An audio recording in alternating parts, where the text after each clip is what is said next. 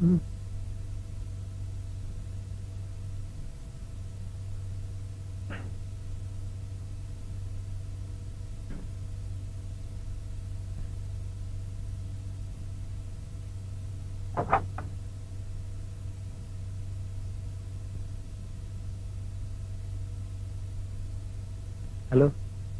Hello,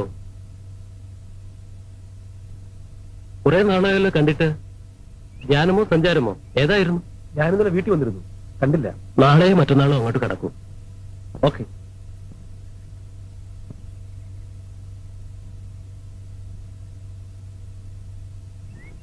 ഹോസ്റ്റലിലേക്ക് വരുന്നു. മത്സരമുണ്ട്.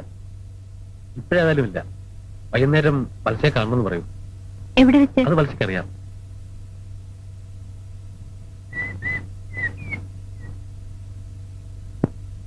മത്സ്യ ലേറ്റായതിൽ സഖി ഇപ്പോ ദേഷ്യപ്പെടുന്നുണ്ടാവും. ആ കുട്ടിക്ക് എപ്പോഴും ഞാൻ അടുത്ത് തന്നെ വേണം.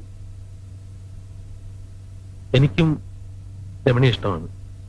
ദേ, പിന്നെ കുഴപ്പമുണ്ടാക്കരുത്. പ്രദീപ് ആയതുകൊണ്ടാ ഞാൻ ആ കുട്ടിയെ പരിചയപ്പെടുത്തിയത്. രമണി ഒന്ന് ചിരിച്ചു കാണാൻ വേണ്ടി മാത്രം. മത്സ്യ, ഞാൻ പറഞ്ഞതിന് മറ്റർത്ഥങ്ങളൊന്നുമില്ല. നീ എന്താ അങ്ങനെ ആലോചിച്ചത്? എന്റെ വിശ്വാസം നഷ്ടപ്പെടുത്താതിരുന്നാ മതി.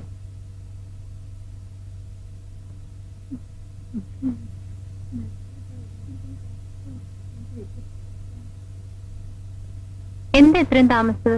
പ്രദീപിനോട് സംസാരിച്ചിരുന്ന് സമയം പോയതറിഞ്ഞില്ല. ഇന്ന് നല്ല ഫോമിലായിരുന്നു. ഞാനിന്ന് പ്രദീപിനെ കുറെ ചീത്ത പറഞ്ഞു. എന്തിനാ? അത് താൻ അറിയണ്ട.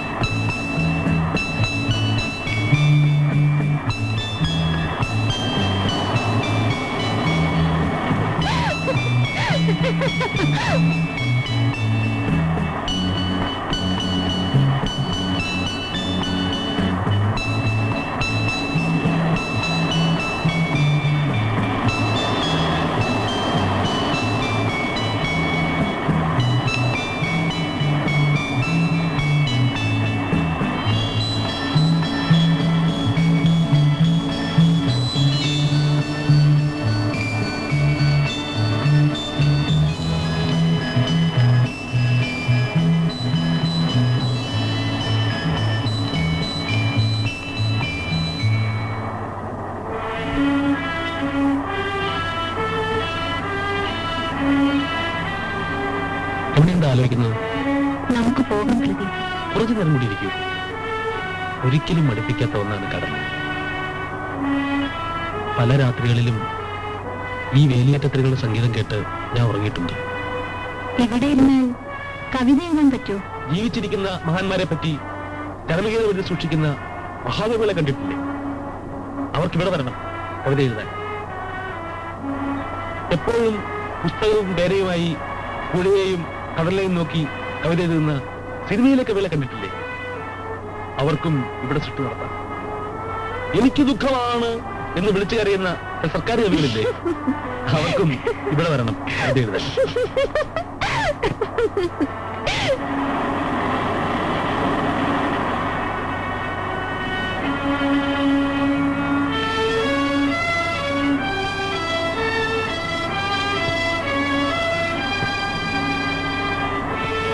നമുക്ക് പോവാം.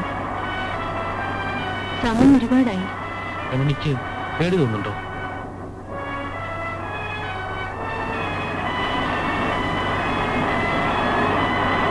ഇവിടെ എങ്ങനെ ഇരുന്നാൽ മറ്റുള്ളവർ നമ്മൾ പ്രേമത്തിലാണെന്ന് പറയും.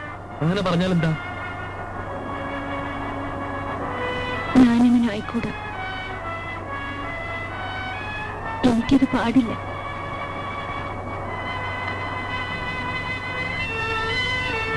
ഈ നിമിഷം നിന്നെ എനിക്ക് എന്റെ കൈകളിൽ ഒതുക്കി നിർത്തണം.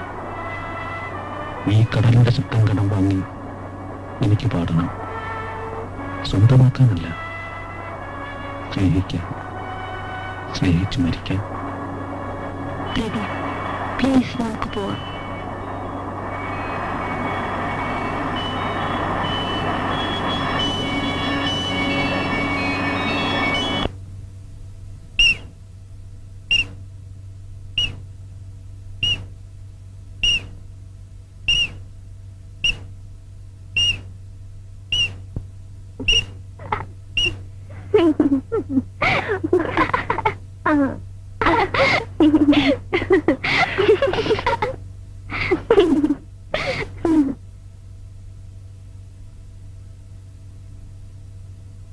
കുട്ടികളുടെ അച്ഛനും വന്നാ വരിക. പ്രഭാകരനും സരസ്വതി മലേഷ്യയെ തന്നെ സ്ഥിരതാമസമാക്കിയോ? ഈ സരസ്വതി എങ്ങനെ പിള്ളേരെ കാണാണ്ട് പിരിഞ്ഞിരിക്കുന്നത്? അച്ഛനും അമ്മയ്ക്കും ഇത്തവണ മലേഷ്യയിൽ തന്നെയാണ് ഓണം. ഈ കുട്ടികൾ എങ്ങനെ ആ വലിയ വീട്ടിൽ ഒറ്റയ്ക്ക് കഴിയുന്നത്? ഉള്ളത് 2 പെൺകുട്ടികളാണെന്നുള്ള ഓർമ്മ അവർക്കില്ലാത്തതെന്താ? എന്ത് കഷ്ടം, ഇവിടെ ശരിക്കും സമ്പാദിക്കുന്നില്ലേ?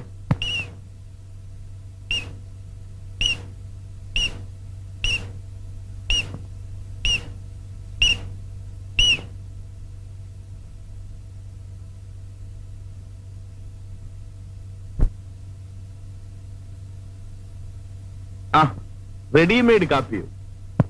അല്ല, കടിക്കാനൊന്നുമില്ല. ബിസ്ക്കറ്റ് തരട്ടെ? എങ്കിൽ പിന്നെ കാപ്പി ഒരു മുലക്കുപ്പിയിൽ ഒഴിച്ചു കൊണ്ടുവരുന്നതാണ് നല്ലത്. നിന്റെ ഈ കുട്ടിക്കളി എന്നാ മാറുന്നത്?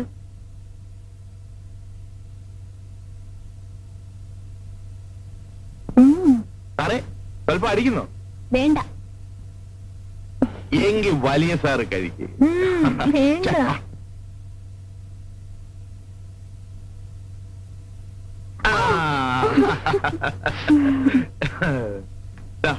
മമ്മിയുടെ കത്തുണ്ട്. ഇങ്ങതാ. മമ്മി എന്താ കത്തിലെഴുതിയിരിക്കുന്നത്? രമണി നന്നായി പഠിക്കുന്നുണ്ടോ, ഞാൻ പഠിപ്പിക്കുന്നുണ്ടോ എന്നെല്ലാം എഴുതി ചോദിച്ചു. ഞാൻ ഇന്ന് തന്നെ മറുപടി എഴുതും. എന്താ എഴുതും? 2 എണ്ണവും പഠിക്കുന്നില്ല, ഒന്ന പോലെ വളരുന്നുണ്ട്. രമണിക്കാണെങ്കിൽ കണ്ണിൽ കാണുന്ന ചവറ് നോവലുകളാണ് വേണ്ടത്. അതുകൊണ്ട് എത്രയും പെട്ടെന്ന് ഞാൻ പറയണമല്ലേ, ഇത്ര ചെറുപ്പത്തിലെ അത് കേട്ട് സൂഹിക്കണം. ഡാഡിക്കും മമ്മിക്കും നമ്മളെ ഇഷ്ടമേ അല്ല. അവർക്ക് ഇങ്ങോട്ട് വന്നാലെന്താ? അവരവിടെ കഴിയുന്നതേ സമ്പാദിക്കാനാ. അവരൊന്നും ഇങ്ങോട്ട് വന്ന് കിട്ടിയാൽ മതിയായിരുന്നു. ഈ തേങ്ങയുടെയും പിണ്ണാക്കിന്റെയും കണക്കെടുത്ത് നിർത്താമല്ലോ. ചന്ദ്രേട്ടനും ഞങ്ങളെ കൊണ്ട് ബുദ്ധിമുട്ടായോ?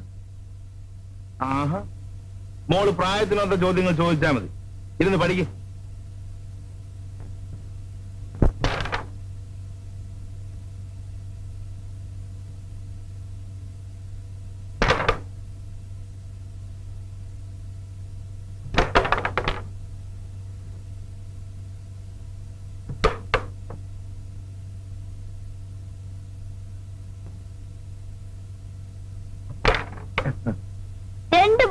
ജയിച്ചത്? ഓ പിന്നെ അടുത്ത ബോർഡ് ഞാൻ കളിക്കും. വേണ്ട, ഞാൻ കളിക്കാം. അത് പറ്റില്ല, ഞാൻ കളിക്കും. നീ എനിക്ക് ഞാൻ കളിക്കട്ടെ. വെറുതെ വഴക്കുണ്ടാക്കാതെ. അടുത്ത ചാമ്പ്യൻ വന്നിരിക്കും. കഴിഞ്ഞ ബോർഡ് ഞാൻ തോറ്റു കൊടുത്തതാ. കുട്ടിയല്ലേ, കളി പഠിക്കട്ടെ എന്ന് വെച്ചു. എന്നാ നോക്കാം. നോക്ക് എന്നും വേണ്ട, തോറ്റത് തന്നെ. ഇതെന്നും പറയുന്നതല്ലേ? ആഹാ, എന്നാ ഇപ്പൊ കാണിച്ചു തരാം.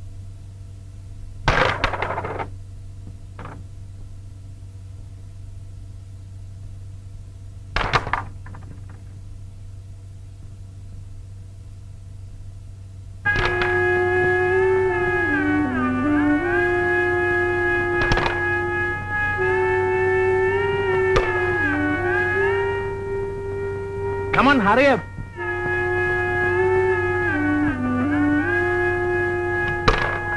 ഇതെന്ന് പഠിച്ചു.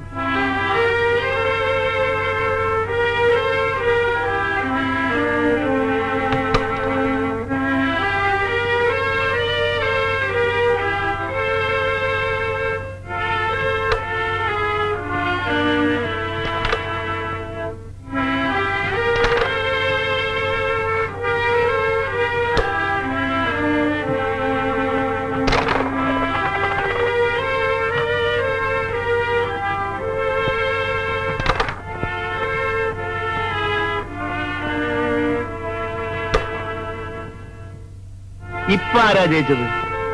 വിളിക്കുക കാന്താരിയെ.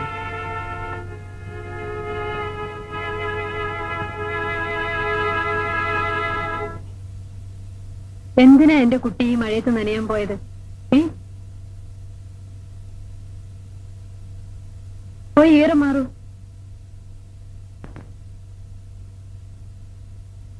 അക്കാലത്ത് അവൾ വരച്ച മറ്റൊരു ചിത്രമായിരുന്നു ഋതുമതിയായ പെൺകുട്ടി. ഒരു പുൽപ്പായിൽ ഒരു പെൺകുട്ടിയിരിക്കും.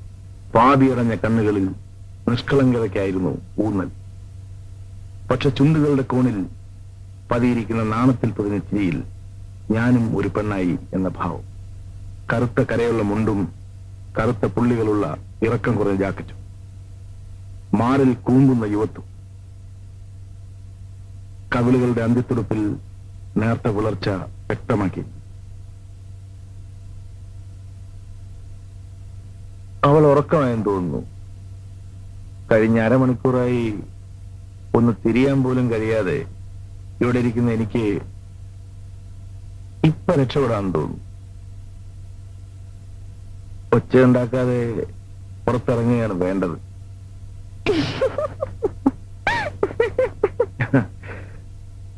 അവൾ വന്നു, അടുത്തു ചേർന്ന് നിന്നു. മയങ്ങി ഉറങ്ങുന്ന പ്രപഞ്ചം, ദൂരെ രാത്രിയുടെ സംഗീതം. അവളുടെ ചുമലിൽ കൈവച്ചുകൊണ്ട് അടുത്തു ചേർന്ന് മതി ചേട്ടാ, സമയം ഒരുപാടായി. ഞാൻ ഇറങ്ങട്ടെ. വേണ്ട, കുറച്ചുകൂടി ഇരിക്കും ചേട്ടാ.